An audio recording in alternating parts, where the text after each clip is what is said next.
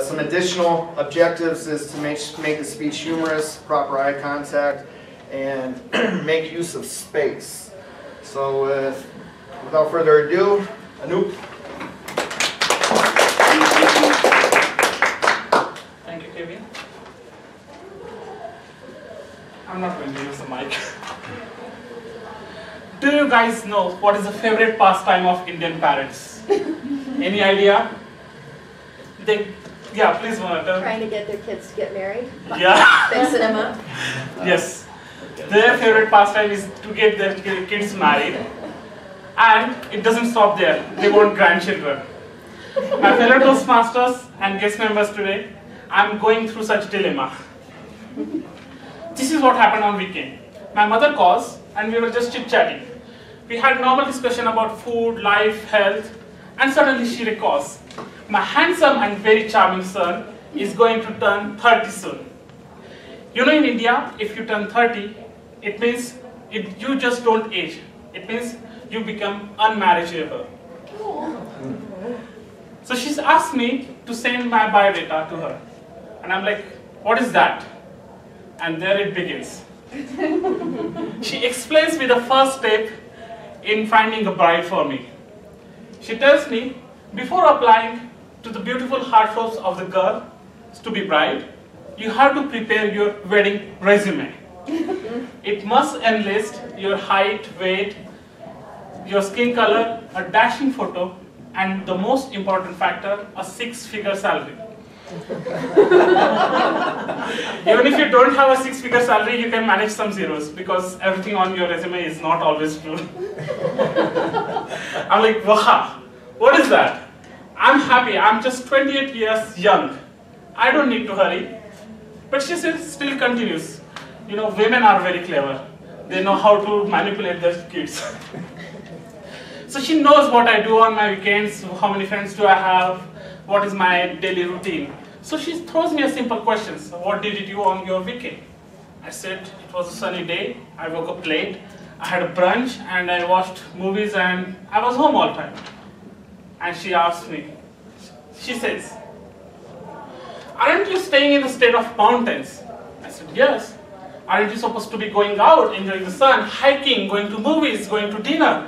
I said, yes, but my friends are busy. She said, see, if you get married, you don't have to have friends. You can just, you can take your wife anywhere. She can go hike with you, she can go to the movies, she can go to the dinner. And I said, it doesn't happen this way in USA. You go to the pubs, you go to the bar, you talk with girls, you take them on dates, and see how things flow. The moment I said bars and pubs, she screams and she says that, you want to bring my future daughter-in-law from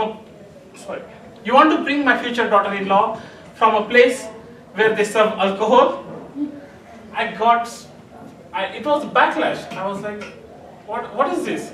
As if the girl I'm going to marry is going to be the future second queen of the Shahara Empire. Please note, I'm mentioning second queen because women in India will never let go of their powers. After a moment, she continues. She says, she'll cook food for you. I said, I cook good food. She says, every day. And that's the moment I got paused. I thought for a while, and I'm like, oh my God. Every day, Indian food. Food is the most important part of my life. So I said, let's consider it. She explains me the second step. She tells me to take good photos of you and put it on Instagram, Facebook, and even LinkedIn. Because the fathers of the daughter, they are going to be the detectives. They will be looking out for every move you make. The third step, you have to lose weight, you have to be good looking, smart, sexy. And you have to maintain the figures. Not this figure, but the figures in your salary. The higher the salary, the higher the number of proposals. It means you became the best candidate in the wedding market. Then starts your marketing. And you know who are the marketing people? Any guesses? Mom, parents. No. Your whole clan of relatives. You know, it's your parents' hobby to get you married. but the relatives get the utmost pleasure in screwing your singlehood. Where no matter wherever you are, they'll always find you and they'll always call you and ask you the same question: when are you getting married? And this question is very difficult and it scares a lot of youths in India, because answering this is the hardest thing than any examination. Because if you say yes, the second moment they will have a line of girls asking you to meet. And if you say no, and then they come with the second question: are you know what I mean? The moment they start marketing, they'll call out all their contacts and try to set up meetings. You have to meet a girl, you talk with them and see what are your likings or not. And it's not like one meeting, one girl. An average Indian meets at least 15 to 30 girls before he gets married. And the number varies from 1 to 100 in some cases.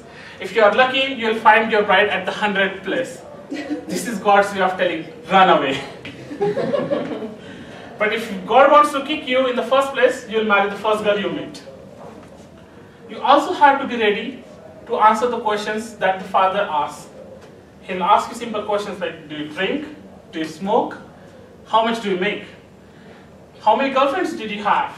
If yes, how many? And if not, why not? If you pass through all these phases and you like the girl, then the girl should like you. If both of you like each other, then starts the second step. You should like her family, she should like your family, and both the families should like each other. It's a lot of liking there. And everything, you pass out all these exams, then starts the thing to get you married actually. And there are a lot of things involved.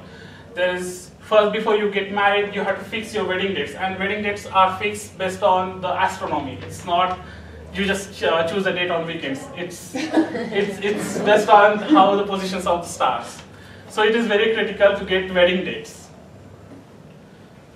Then book the plaza, engagement, pre-wedding photo shoots, a lot of things. There are the average wedding lasts for 4 days, but if you are rich, it can last about 7 days. It includes haldi,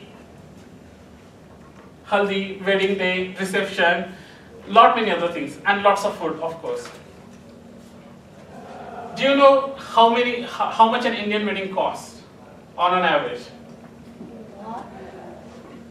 An Indian wedding, how much does it cost? Yeah. 30,000. Approximately. An average Indian spends around $30,000 to $65,000 on weddings. It's a lot of business. And that's where I got bugged. I said, I don't want to spend that kind of money on my wedding. But she still continues, and after a lot of yes and no's, I finally gave it. So don't get surprised if you see me next time with a girl and I call her my wife, because my parents are on the lookout. Before ending my speech, I would like to mention a few things. Love marriages do happen in India. Nobody forces you to marry anonymous guys. So there are so many meetings, so many things involved in that. And before, I would like to show a video how that will give you a glimpse of how Indian weddings look like. Do you need me? Yeah.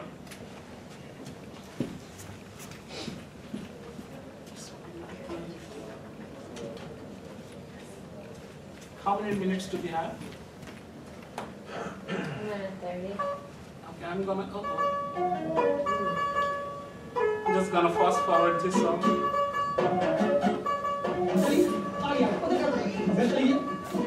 All these things happen in Indian weddings.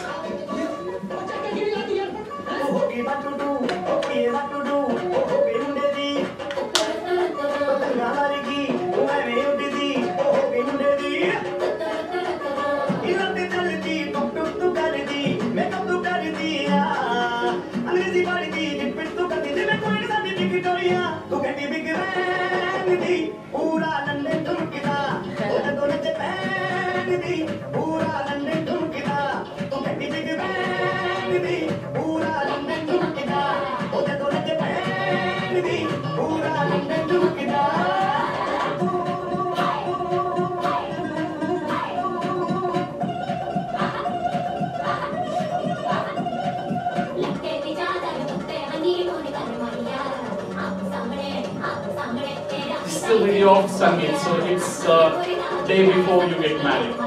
So bride is painted with turmeric powder, so they put it on, that has healing properties and medicinal properties, also glows your skin. Okay, because